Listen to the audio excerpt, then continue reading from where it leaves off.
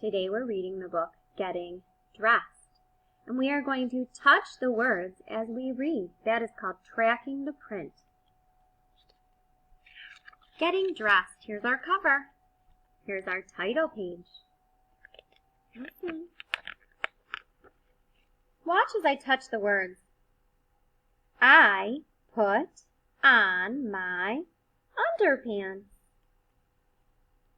I put on my socks. I notice that there's spaces in between the words, that little white space. That tells me to jump my finger to the next word. Look, I'm going to jump my finger to the next word. I put on my shirt. You can also slide it. I put on my pants. I slid it on that page.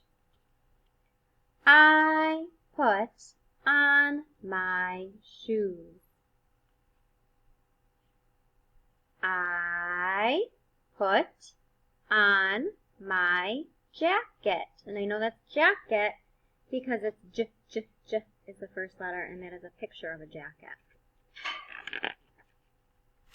Last page.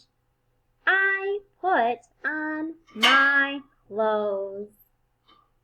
We learned new words, and we learned how to track the print by touching each word as we read.